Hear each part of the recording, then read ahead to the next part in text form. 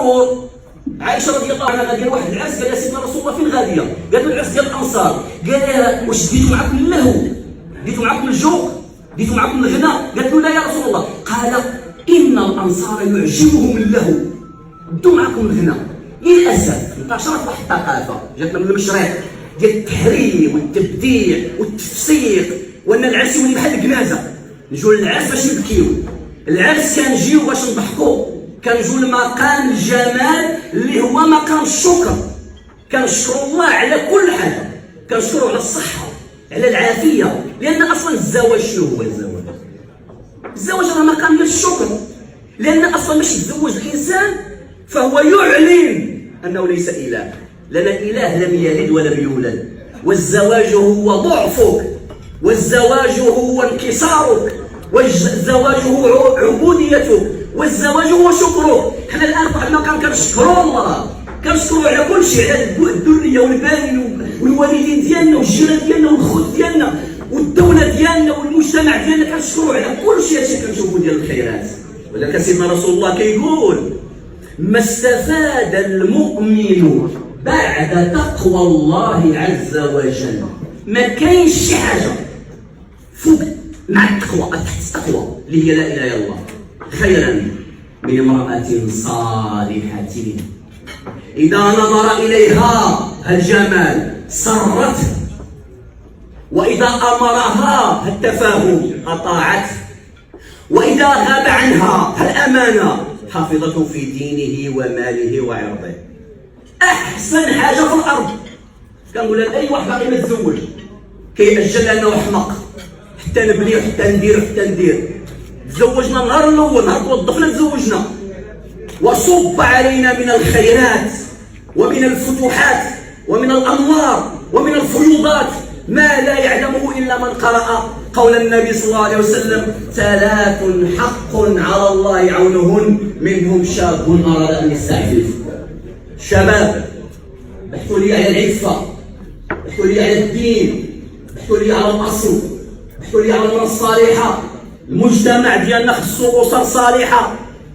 ملي تشوفوا شي حاجه سميتها الاجرام والمشاكل في المجتمع، عرفوا بان الاسره ما دايراش خدمتها، وما باقي حتى شي واحد يتكلم لي يقول لي المدرسه انا استاذ كنقري، راه الدري كيخلع عندنا 2 سوايع في النهار. التربيه كاينه في الدار. الوالدين غنقولها لهم الان، حطوا السلاح واستقلوا وداوها في التفاهات.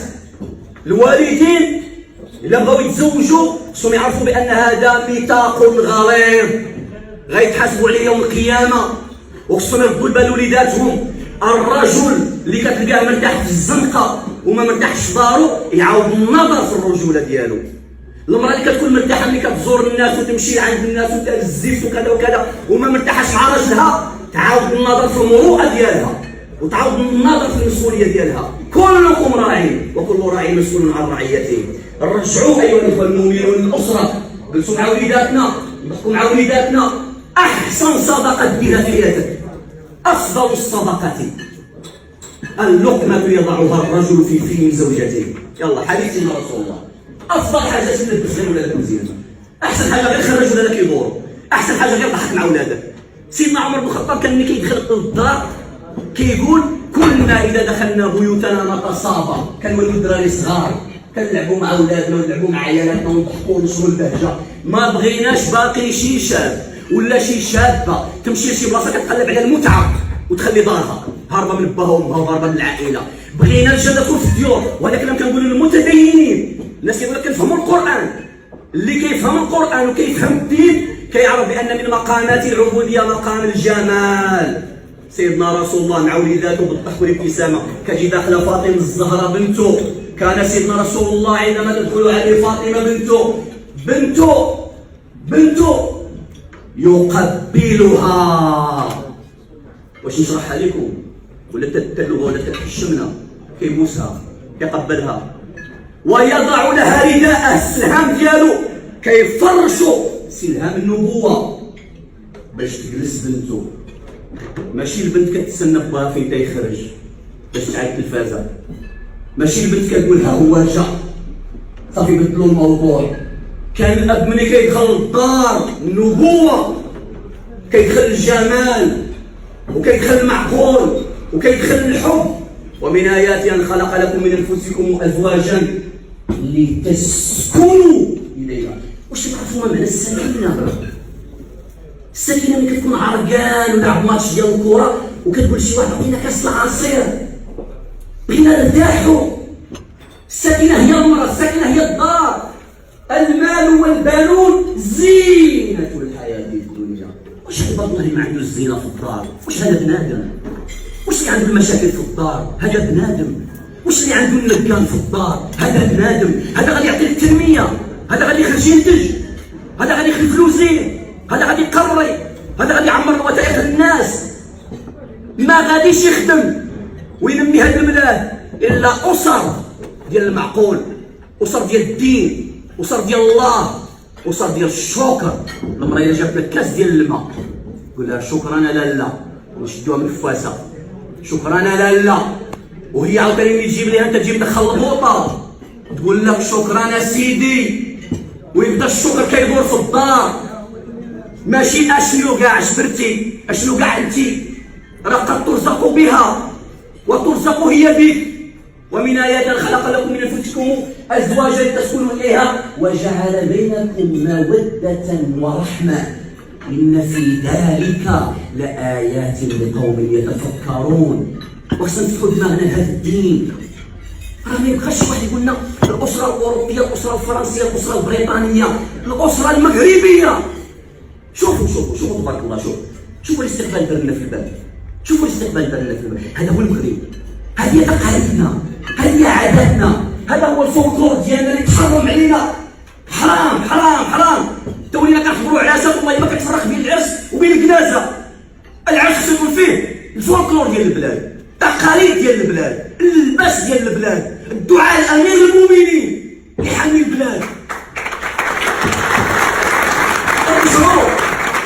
رجعوا المغرب ديالنا، ما مقلدين حد. شكون اللي غيعلمنا حنا؟ شكون اللي غيعلم المغرب؟ دولة دازوا فيها الرومان والولدان وافريقيا والاستعمار واليهود والامازيغ والعرب، كلشي داز هنا في هذه الارض. يجي شي واحد غادي يعلمنا حنا التقاليد. ها ولادنا خدامين في اوروبا كيعاودوا لنا والله ما كاين بحال المغربي في النقاء والدين والخير والتضامن. والله ما كاين بحال المغربي في اللبسه والاحترام. ولكن هجموا علينا مذاهب اخرى، هجموا علينا تاويلات اخرى، هجم علينا دين اخر وخربق لنا الاسره ديالنا. فهنيئا سيدي عمر، هنيئا جمعتينا في هذه المناسبه. الله يجازيك بك على الكرم اللي كرمتينا، ونطلب الله سبحانه وتعالى السر ديالك الله يدير في ولادك والله يوفقهم ويرضى عليه. وراه غادي يوصل، راه وصلنا بالدعوه ديال والدينا، راه الشاب حسن كان كيدعي معنا، راه وصلنا بالشاب حسن وصلنا بالدعوه ديالو، راه الماما ديالنا فيها 1000 درهم، ولكن كلنا وشربنا بالمعقول. داكشي اللي علمتونا الله يجازيكم بالخير. ربونا لكم على المعقول، ربونا لكم على الدين، ربونا لكم على القناعه، ربونا لكم على حب البلاد، ربونا لكم على حب امير المؤمنين، ربونا لكم على حب الخير. وما تخافوا والله يخصكم خير. نطلب الله سبحانه وتعالى الله يفتح لكم جميعا. الطعام اللي قدامكم الله يجعله في ميزان الحسنات، الله يشافي به الامراض، الله يقضي به الاغراض، الله يجعلكم تخرجوا من هذه العتبه هذه مغفوري الذنوب، الله يجعل المقام ديالكم يعلو في الدنيا وفي الاخره. الله سبحانه وتعالى عنده شي بنت الله يزوجها، اللي عنده شي ابن الله يوفقه، اللي عنده شي هم الله يرفع عليه، اللي عنده شي غرض الله يقضيه له. نطلب الله سبحانه وتعالى هذا الرجل كرمنا الله يكرمه، كرمنا الله يكرمه، الله يجعله من الصالحين، الله يحفظ بلادنا، الله يحفظ بلادنا، الله يحفظ امير المؤمنين. سبحان ربك رب العزه عما يصفون وسلام على المرسلين والحمد لله.